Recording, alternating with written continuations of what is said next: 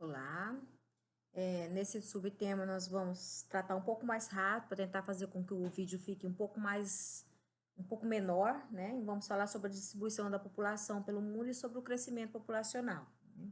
Então, em relação à distribuição da população, eu gostaria que vocês olhassem o gráfico, o mapa que vocês têm na página 90, né? Pegue o livro para assistir essa aula e vai acompanhando com o livro, né? A minha fala, assim vocês vão se situando por aí. Então, vocês podem perceber os lugares que têm a maior concentração populacional através do mapa da página 90, chamado Distribuição da População do Mundo. Então, nós temos lugares de concentração, nós não temos um continente inteiro que concentra pessoas, né? Por exemplo, a Ásia é o continente mais populoso do mundo, mas se a gente olhar no mapa, existem lugares vazios na Ásia, né? Existem lugares que está em amarelo, lugares que está em amarelinho claro, que são os lugares que têm a menor quantidade de habitantes por quilômetro quadrado. Então, existe uma concentração menor.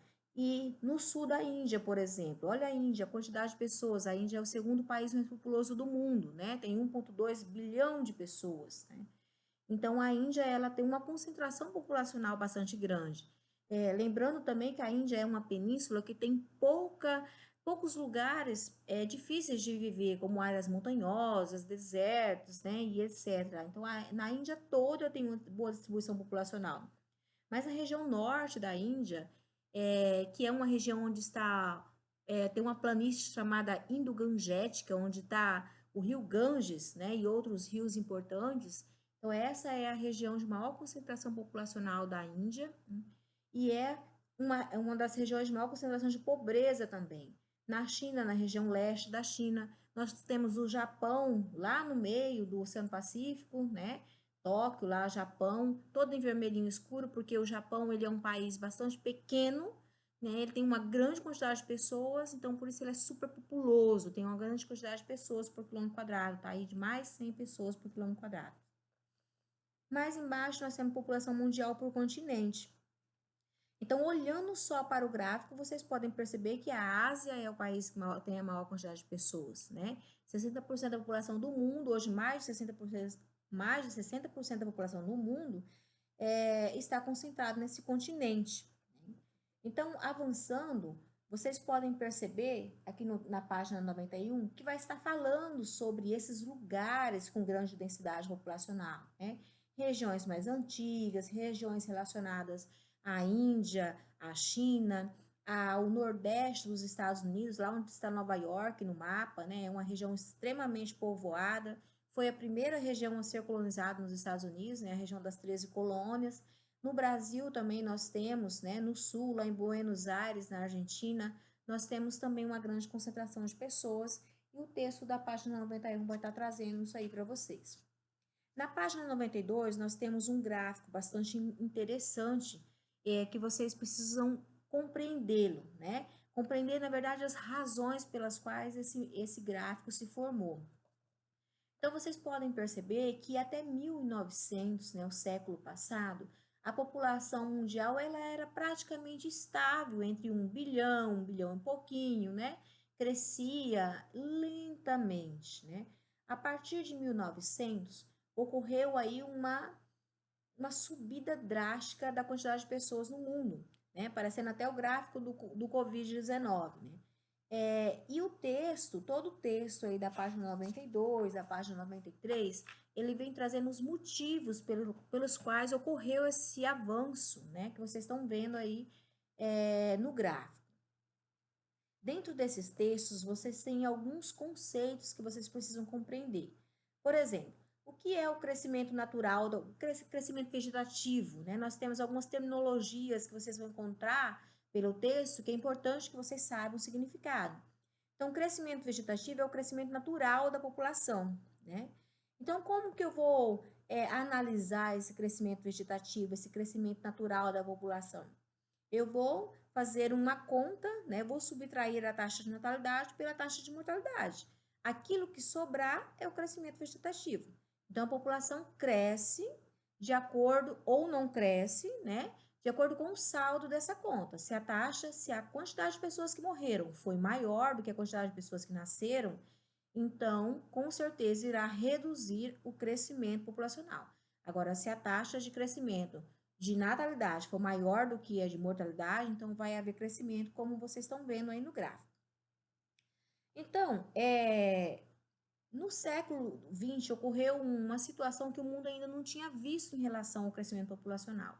Para os estudiosos do setor, eles chamam de explosão demográfica e algumas razões eles consideram para que ocorra essa explosão demográfica.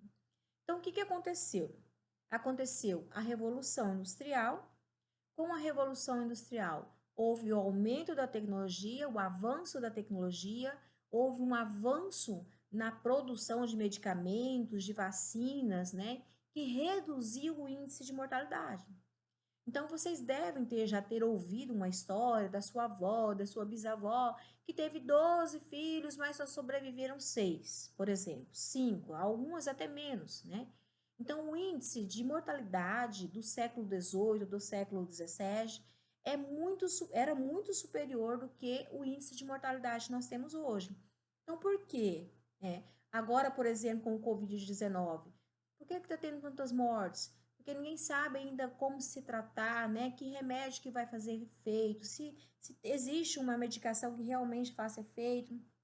Então, existem muitas dúvidas, é novo, né? Então, em pleno século XXI, há pessoas morrendo por um vírus que provavelmente se trataria com muita simplicidade e não está acontecendo. Então, o aumento nas tecnologias, o aumento nos cuidados médicos, da melhoria dos cuidados médicos, de medicação, de vacinação, né? O aumento do nível educacional das famílias, das pessoas, principalmente das mulheres, né, que são mães, e com o índice de educação superior, né, educação mais elevado, né, não faculdade exatamente, ela consegue cuidar melhor dos seus filhos, né, consegue não expor seus filhos em estado de vulnerabilidade, e assim eles conseguem chegar até a idade adulta. Então, hoje, se eu tenho 3 filhos, provavelmente eles vão chegar aos 3 à idade adulta, diferentemente do século passado, que isso não acontecia. Na página 93, vai tratar disso, né? Da quantidade de pessoas que nascem, da quantidade que morrem, da questão da taxa de fecundidade, né? A taxa de fecundidade, a quantidade de filhos por mulher em idade fértil, né? Hoje, por exemplo, pelo fato das mulheres estarem inseridas no mercado de trabalho, pelo fato das mulheres estudarem cada vez mais, elas não querem ter filhos, né? Então, reduziu-se uma grande quantidade de taxa dos índices de natalidade em vários países por causa deste motivo também. Nós temos países como a Suécia, a Itália, até a Inglaterra, né, e outros países da Europa, que são países desenvolvidos, onde o nível educacional já está bem elevado. Esses países hoje eles estão fazendo um programa para que as mulheres voltem a ter filhos, porque as mulheres não querem mais ter filhos, né? Então, a taxa de fecundidade por mulher, ela acabou sendo reduzida. Vocês têm um mapa na página 93, esse mapa chamado Países, Populacional e Crescimento Anual, de 2005 e 2010, na verdade se chama anamorfose cartográfica. Esse mapa é uma anamorfose cartográfica, ele mostra os países através de quadradinhos, né? Então, ele mostra, por exemplo, em cores aí, o verde, de 3 a 0% o crescimento anual da população, né? Vermelho mais de 3.